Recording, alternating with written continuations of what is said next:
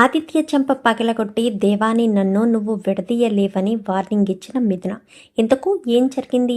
అసలు ఆదిత్య చెంప పగలగొట్టి దేవాని నన్ను విడదీయలేవని మిథున ఆదిత్యకు వార్నింగ్ ఇవ్వడం ఏంటి? అంటే మిథునకు ఆదిత్య దేవాని నన్ను విడదీస్తున్నాడన్న విషయం తెలిసిందా? అసలు ఇదంతా కూడా వీడియోలో చూసి తెలుసుకునేద్దాం. నువ్వుంటే నా జతగా అప్కమింగ్ ఎపిసోడ్స్లో ఏం జరగబోతుందో ముందుగా తెలుసుకోవాలి అనుకుంటే వీడియోని లైక్ చేసి ఛానల్ని సబ్స్క్రైబ్ చేసుకోండి. మొత్తం మీరు చూసుకున్నట్లయితే ఇంకా నేత్రను తీసుకొచ్చి అక్కడ దేవా తప్పు చేయలేదని, దేవా లాంటి మంచి మనిషిని పెళ్లి చేసుకోవాలి అన్న ఉద్దేశంతోనే నేను అలా దేవా మీద నింద వేశానంటూ ఇంకా నేత్ర డిఐజీ దగ్గర ఒప్పుకోవడంతో ఇంకా డిఐజీ అయితే ఆడపిల్లవని వదిలేస్తున్నాను అని చెప్పి అంటారు. అనేసరికి వెంటనే ఇన్స్పెక్టర్కి కాల్ చేసి దేవా నీ దగ్గరే ఉన్నాడు కదా, దేవాన్ని తీసుకుని అర్జెంటుగా ఆఫీస్ దగ్గరికి రా అని చెప్పనేసరికి అది సార్ అనగానే చెప్పింది చెయ్యి, డూ వాంట్ ఐ సే అని చెప్పనగానే సరే సార్ అని చెప్పి డిఐజీ ఆఫీస్కి పోనివ్వనగానే డిఐజీ ఆఫీస్ దగ్గరికి తీసుకొస్తారు. తీసుకొచ్చిన తర్వాత ఇంకా దేవా నువ్వు వెళ్ళొచ్చు అనగానే సార్ ఒక్క మాట అని చెప్పనేసరికి చెప్పమ్మ మిథున అని చెప్పనగానే అది నా భర్త మీద తప్పుడు కేసు పెట్టి మా వీధిలో మా మామయ్య గారు పరువు పోయేటట్టు చేశారు. అసలే ఇన్స్పెక్టర్ కూడా అందరి ముందు చాలా దారుణంగా నా భర్త తప్పు చేసిన వ్యక్తిలా చేశాడు. అందుకని దయచేసి ఏమనుకోకుండా మీరింటికి వచ్చి చెప్పగలరా అని చెప్పనేసరికి సరేనని డిఐజీ కారులోనే ఇంక ఇంటికి వచ్చి దేవాని మిథునని ఇంటికి ఇవ్వడంతో పాటు ఇంకా తర్వాత మీడియా వాళ్ళను కూడా పిలిపించి అందరి ముందు తప్పు నేనే చేశానంటూ ఇంకా నేత్ర ఒప్పుకోవడం, దేవా ఏ తప్పు చేయలేదని అందరి ముందు ఒప్పుకోవడం, అదంతా కూడా న్యూస్ వైరల్ అవుతూ ఉంటుంది. ఇంక వైరల్ అయిన తర్వాత అమ్మ మిథున జాగ్రత్తగా వెళ్ళొస్తాను, క్షమించండి మాస్టర్ గారు, మీకు ఇంత అసౌకర్యం కలిగించినందుకు పూర్తిగా ఎంక్వైరీ చేయకుండా మా డిపార్ట్మెంట్ వాళ్ళు తొందరపడ్డారు, క్షమించండి అని చెప్పి డిఐజీ కాస్త సత్యమూర్తికి క్షమాపణ చెప్పి అక్కడి నుంచి వచ్చేస్తాడు. లోపలికి వచ్చిన తర్వాత శారద అయితే హారతి ఇచ్చి లోపలికి తీసుకొచ్చి నాన్న దేవా అంటూ ఇక ఎంతో సంతోషంగా ఇంకా దేవాని గుండెలకి హత్తుకుంటుంది. నిజంగా మీరు నాకు ఇచ్చిన బాధ్యత నెరవేర్చండి మామయ్య అని చెప్పనగానే నిలబెట్టుకున్నావమ్మా, భార్య అంటే ఇంటి పట్టునే ఉండడం కాదు, ధైర్య సాహసాలు ప్రదర్శించి భర్త తప్పు చేయలేదని నిరూపించగలిగే గొప్ప ఆడదానివి నువ్వు. నీలాంటి అమ్మాయి నా కొడుకుకి భార్యగా దొరికినందుకు నా కొడుకు చాలా అదృష్టవంతుడు అని చెప్పి ఇంకా సత్యమూర్తి కాస్త అంటాడు, ఎప్పటికీ కూడా నీ భార్య చెయ్యను వదిలి పెట్టకరా దేవా అని చెప్పాను. కానీ దేవా చెయ్యి పట్టుకోడు కానీ మిథున చెయ్యి పట్టుకుంటుంది. పట్టుకున్న చెయ్యిని కాస్త వదిలించేసుకుంటాడు దేవ. వదిలించేసుకోవడంతో సత్యమూర్తి దేవ చెంప చెల్లు మనిపిస్తాడు.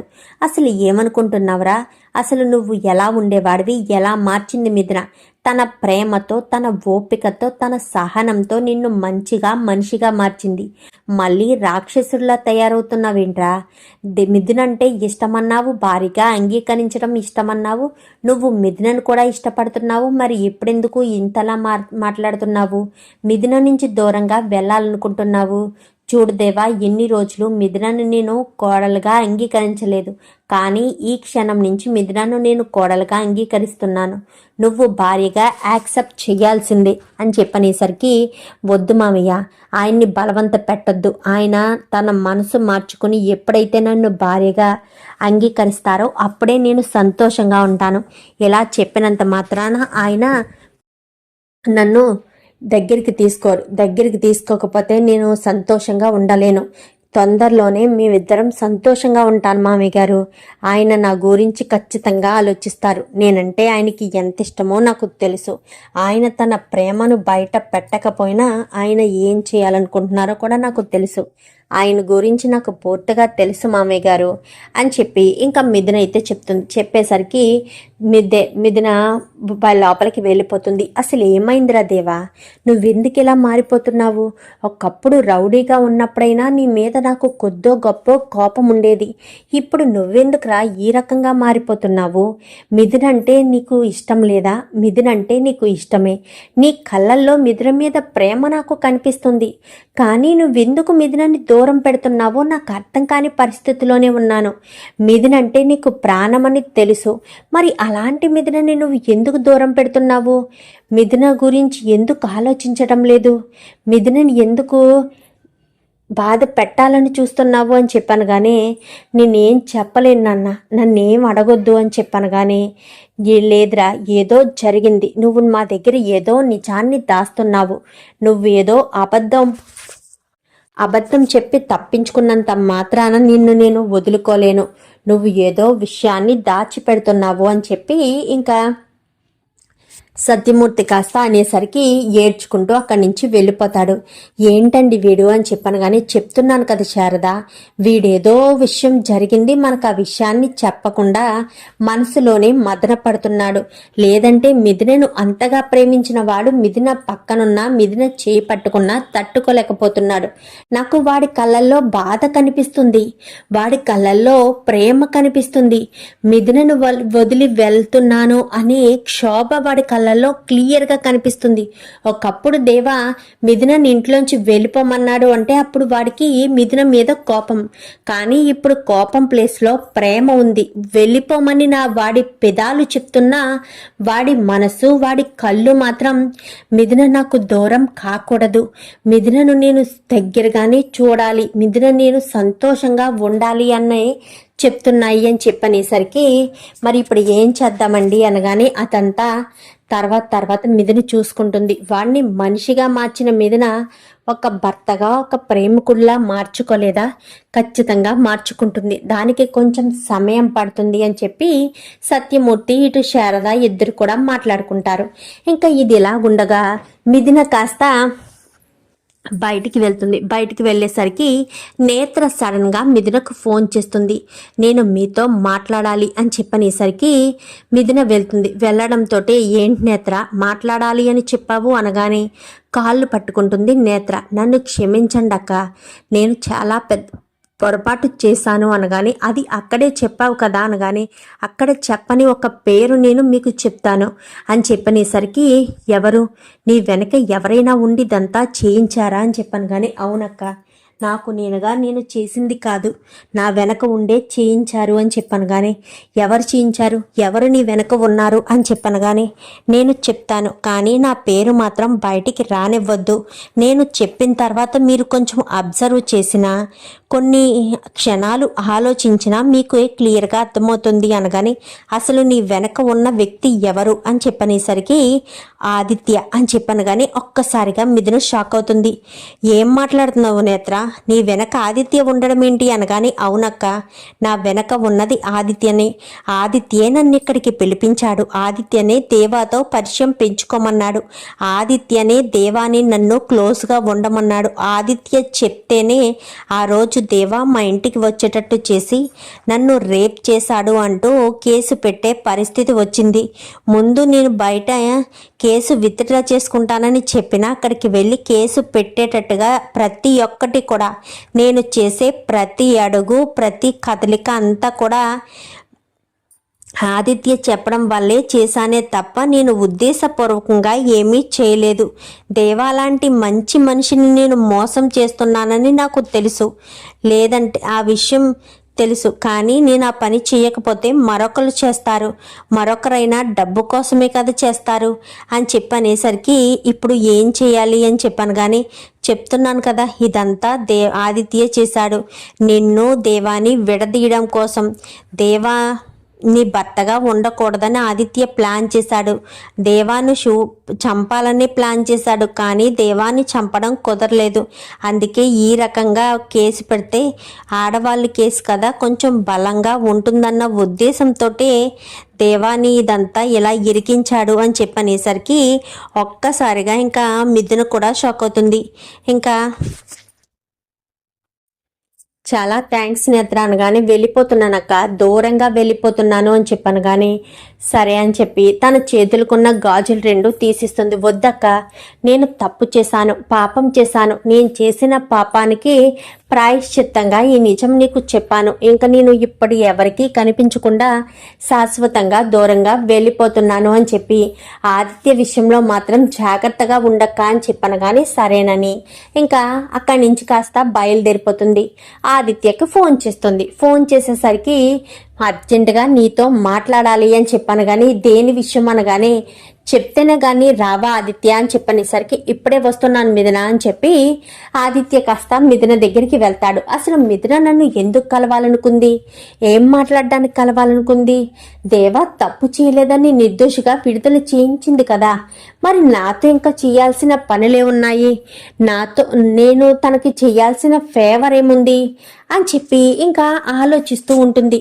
ఆలోచిస్తూ ఉండేసరికి ఇంకా అలా ఆదిత్య వచ్చి ఎదురుగా నిలబడతాడు. నిలబడడంతో ఏంటి అర్జెంటుగా రమ్మని చెప్పావు మిథున, దేని గురించి అని చెప్పనేసరికి నీతో మాట్లాడాలా ఆదిత్య, నువ్వు ఇప్పుడు ఫ్రీగానే ఉన్నావా బిజీగా ఉన్నావా అని చెప్పాను. కానీ నేను ఫ్రీగానే ఉన్నాను, చెప్పు ఆదిత్య అని చెప్పనేసరికి ఏంటంటే అని చెప్పి చెంప చెల్లు మనిపిస్తుంది ఆదిత్యకైతే. కొట్టడంతో ఆదిత్య, మిథున ఏం చేస్తున్నావు, నీకు అర్థమవుతుందా? నేను ఏం తప్పు చేశానని నువ్వు నన్ను కొడుతున్నావు, ఎందుకు కొట్టావు అని చెప్పాను. కానీ ఎందుకు కొట్టానా, నేను నిన్ను ఎందుకు కొట్టానో నీకు తెలీదా? చెప్పు, నేను నిన్ను ఎందుకు కొట్టానో నీకు తెలీదా అని చెప్పనేసరికి ఎందుకు కొట్టావో నాకేం తెలుసు అనగానే నువ్వు ఏం చేసావో నాకు తెలుసు, నువ్వు నన్ను దేవాని విడదీయాలని చూసావు కదా అని చెప్పనేసరికి నేను నిన్ను దేవాని విడదీయాలని చూడడం ఏంటి మిథున, అసలు మీ ఇద్దరిని విడదీయాలని నేనెందుకు అనుకుంటాను, అసలు మీ ఇద్దరు కలిసి ఉండాలని కదా నేను అనుకున్నాను, విడదీయాలి అని అంటావేంటి అని చెప్పాను. కానీ అవును, నువ్వే నన్ను విడదీయాలని చూసావు, దేవాన్ని జైల్లో పెట్టించడానికి కారణం ఎవరో తెలుసా, నువ్వేనన్న విషయం నాకు తెలుసు, నేత్రతో ఇదంతా చేయించింది నువ్వేనన్న విషయం నాకు బాగా తెలిస్తే ఆదిత్య అని చెప్పనేసరికి నేనెందుకు చేస్తాను అని చెప్పాను. కానీ ఎందుకు చేస్తావా, ఎందుకు చెయ్యవు అని అనుకున్నాను, కానీ ఇప్పుడు ఎందుకు చేసావో నాకు బాగా అర్థమైంది అని చెప్పనేసరికి ఎందుకు చేశాను అని చెప్పాను. కానీ నువ్వు నా మీద ఇష్టంతోనే కదా ఇదంతా చేశావు, నాకు పెళ్ళయ్యింది అన్న విషయం తెలుసు, ఆ శివపార్వతుల సన్నిధిలోనే నాకు దేవాకు పెళ్లి జరిగింది, పెళ్లి జరగడం నాకు ఇష్టం లేకపోయినా కానీ దేవా నా భర్త అని చెప్పి కోట్ల ఆస్తిని, కన్న తండ్రి ప్రేమని, మొత్తం బంధువులని వదిలేసి దేవా కోసం నేను ఆ ఇంటికి వెళ్ళాను. అలాంటి తప్పుడు దేవాని వదులుకుంటానని ఎలా అనుకున్నావు, వదిలేసి ఉంటానని ఎలా అనుకున్నావు? దేవా నా ప్రాణం, దేవాను ఎట్టి పరిస్థితుల్లో నేను వదులుకోను, దేవాకు ఏదైనా హాని తలపెట్టాలని చూస్తే మాత్రం ఎవ్వరిని కూడా వదిలిపెట్టను, దేనికైనా తెగించేస్తాను. మిథున గురించి నీకు బాగా తెలుసు, నన్ను మీ అక్క పెళ్ళైనప్పటి నుంచి చూస్తూనే ఉన్నావు, నేనేదైనా కావాలి అనుకుంటే ఎలా సాధించుకుంటానో కూడా నీకు తెలుసు, తెలుసున్నప్పుడు నువ్వు ఎందుకు ఇదంతా చేస్తున్నావు? దేవాని నన్ను విడదీయాలని నువ్వు ఎప్పటికీ అనుకోవద్దు, దేవా నా ప్రాణం, దేవా కోసం ఎవరినైనా ఎదిరిస్తాను, నిన్ను చంపడానికి కూడా నేను వెనకాడను, నువ్వే ఇదంతా చేసావని ఒక్క మాట దేవాకు చెప్పానే అనుకో, క్షణం కూడా దేవా ఆలోచించడు, నన్ను కిడ్నాప్ చేయించింది నువ్వేనని కూడా నాకు ఇప్పుడంతా అర్థమవుతుంది. నేను దేవా దగ్గరికి వెళ్ళి నిన్ను నన్ను విడదీయడానికి కారణం ఆదిత్య అన్న విషయం చెప్పానే అనుకో, దేవా నిన్ను చంపేస్తాడు, మా నాన్నకు చెప్పినా అదే నీకు జరుగుతుంది. చూడాదిత్య, నన్ను మర్చిపో, మరొక అమ్మాయిని చూసి పెళ్లి చేసుకో, అంతే తప్ప నన్ను దేవాను విడదీయాలని చూస్తే మాత్రం ఎట్టి పరిస్థితుల్లో నిన్ను మాత్రం వదిలిపెట్టేదే లేదు అంటూ ఇంకా ఆదిత్యకు గట్టిగానే వార్నింగ్ ఇస్తుంది మిథునైతే. అలా వార్నింగ్ ఇచ్చేసరికి ఆదిత్య ఒక్కసారిగా షాక్ అయిపోతాడు.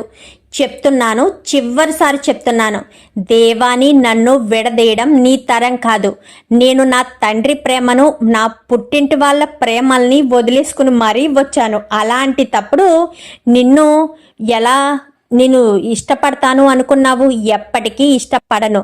ఎప్పటికీ నువ్వంటే నాకు ఇష్టం ఉండదు. నా భర్తను నేను వదిలి రాను అని చెప్పి ఇంకా మిథున కాస్త గట్టిగా చెప్పేసరికి ఇంకా ఆదిత్య ఏం మాట్లాడాలో అర్థం కాని పరిస్థితిలోనే అక్కడి నుంచి వెళ్ళిపోతాడు. వెళ్ళిపోయేసరికి మిథున ఇంటికి వస్తుంది. ఎక్కడికి వెళ్ళావమ్మ మిథున అని చెప్పనగానే ఒక పని మీద వెళ్ళాను అని చెప్పనేసరికి సరాసరి సూర్యకాంతం దగ్గరికి వెళ్తుంది.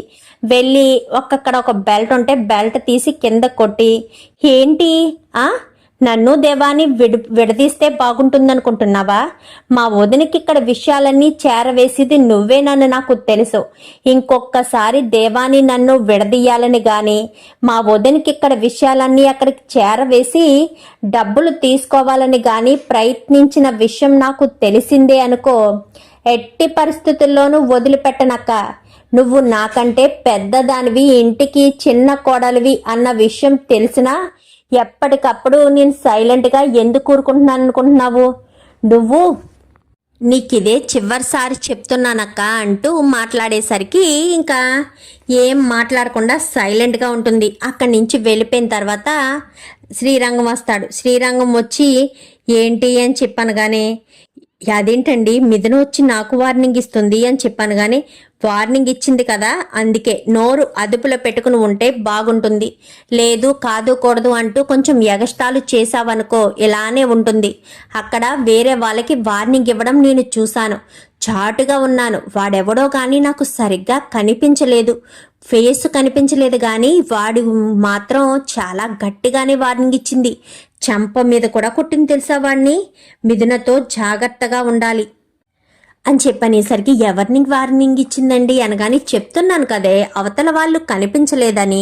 అవతల వాళ్ళు కనిపించుంటే పలానా వాళ్ళు అని చెప్పేవాణ్ణి కదా అని చెప్పనేసరికి, అయినా మిథునతో చాలా జాగ్రత్తగా ఉండాలండి అని చెప్పనగానే, నీ ఒంటి మీద చేసుకుందా అనగానే, లేదండి నన్ను కొట్టలేదు అనగానే, కొట్టలేదేమో కానీ కొట్టే పరిస్థితి వస్తే మాత్రం కొట్టడానికి కూడా వెనకాడదు. మొగోన్నే కొట్టడానికి ప్రయత్నించిందంటే నిన్నెందుకు కొట్టకుండా వదిలేసిందో అర్థం చేసుకో. నువ్వు తన పెద్ద తోటికోడలవనేమో, లేదంటే తనకంటే పెద్దదానివని వదిలేసి ఉంటుంది. ఇంకోసారి నువ్వేమన్నా మిథున దేవాల విషయంలో పిచ్చి పిచ్చి వేషాలు వేస్తే మాత్రం ఎట్టి పరిస్థితుల్లో నిన్ను వదిలే సమస్య లేదు అని చెప్పి మాట్లాడేసరికి ఇంకా ఏం మాట్లాడకుండా అలా ఉండిపోతుంది. పెళ్ళమా అని చెప్పాను కానీ, ఉన్నానండి అని చెప్పనేసరికి, ఉన్నావు కాబట్టే చెప్తున్నాను, ఇంకోసారి మిథున విషయంలో జాగ్రత్తగా ఉండు అని చెప్పి ఇంకా శ్రీరంగం కాస్త సూర్యకాంతానికి వార్నింగ్ ఇస్తాడు. మిథున కాస్త గదిలో కూర్చుని ఆలోచిస్తూ ఉంటుంది. ఏంటమ్మా మిథున ఏం ఆలోచిస్తున్నావు అంటూ శారద అనగానే, ఏమీ లేదత్తయ్య, అసలు ఏం జరిగిందో నాకు తెలియడం లేదు. నేను హాస్పిటల్కి వెళ్ళినప్పుడు ఆయన నా దగ్గరే ఉన్నారు కదా అనగానే, అవునమ్మా హాస్పిటల్కి వెళ్ళినప్పుడు నీ దగ్గరే ఉన్నాడు. తర్వాత మళ్ళీ ఏం జరిగిందో తెలీదు. తర్వాత నిప్పుల గుండం కూడా తొక్కాడంట ప్రమోదిని చెప్పింది. మరి అంత ప్రేమ చూపించిన వాడు నువ్వు తిరిగి వచ్చేసరికి ఎందుకు అలా మారిపోయాడు? నిజంగా దేవా నిన్ను ఇష్టపడ్డాడు మిథున, మరి ఎందుకు మారిపోయాడో అర్థం కావట్లేదు అనగానే, ఏదో జరిగింది, ఖచ్చితంగా ఏదో జరిగింది, హాస్పిటల్లోనే ఏదో జరిగింది అని చెప్పాను. కానీ హాస్పిటల్లో ఎవరెవరున్నారు అనగానే, మీ నాన్నగారు దేవా తప్ప ఎవరూ లేరు అని చెప్పనేసరికి, నాన్న ఏదైనా అన్నుంటారా? దేవాని నా జీవితంలోంచి వెళ్ళిపోమని చెప్పుంటారా? ఈ మధ్య నాన్న దేవా ఇద్దరూ కొంచెం మాట్లాడుకుంటున్నారు. ఈ విషయం గురించే మాట్లాడుకుంటున్నారా? ఆ రోజు కాలి మెట్టలు తొడిగే ఫంక్షన్ రోజు కూడా దేవా మీ నాన్న ఇద్దరు దూరంగా వెళ్ళి మాట్లాడుకున్నారు. తర్వాత వచ్చి దేవా కూర్చున్నాడు కానీ తన మనసు అంగీకరించలేదు.